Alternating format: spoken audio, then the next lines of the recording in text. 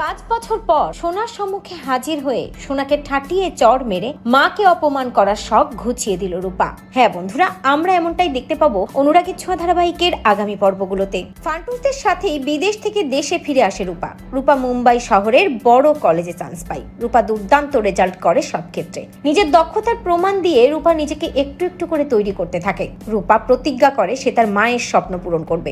সে তার বাবাকে উচিত জবাব দেবে। তার মায়ের সাথে করা অন্যায়, তার সাথে করা অন্যায়ের জবাব দেবে। মনে অভিমান নিয়েই নিজের লক্ষ্যে পৌঁছানোর জন্য নিজেকে গড়তে থাকে রূপা। রূপা ভাবে সেনগুপ্ত বাড়ির কেউ তার খবর রাখেনি। সেনগুপ্ত বাড়ির সবাই তার মাকে ভুলে গেছে। তার বাবাও তার মাকে ভুলে গেছে। এমনকি তার বোন সোনাও তার মাকে ভুলে গেছে। তাই সে আর কখনো বাড়িতে ফিরবে না। সে তার মায়ের স্বপ্ন পূরণ করবে এই শহরে থেকে। এরপরই দেখা যায় মুম্বাই শহরের যে কলেজে সোনা ভর্তি হয় সেই একই কলেজে দুর্দান্ত রেজাল্ট নিয়ে রূপাও ভর্তি হয়। সোনা আর রূপা দুজনেই 5 বছর পর মুখোমুখি হয়। সোনার মুখোমুখি হয়ে রূপা সোনার কাছে জানতে চায় তার মা কোথায়। সোনা অবাক হয়ে যায় রূপার পরিচয় জানতে পেরে। সোনা রূপাকে বলে, পাকামি তুমি বেঁচে আছো? রূপা কাঁদতে কাঁদতে সোনাকে বলে, আমি বেঁচে আছি হিংসুকুটি, কিন্তু আমার মা কোথায়?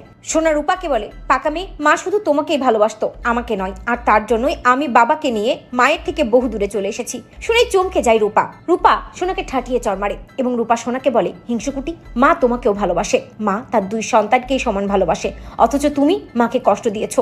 তোমার জন্য আজ মা কোথায় আমরা কেউ জানি না। তো বন্ধুরা, তোমরা এটাই চাও তো যে এভাবেই যেন সোনার মুখোমুখি দাঁড়িয়ে সোনাকে জবাব দেয় রূপা? কমেন্ট করে জানাতে ভুলো না।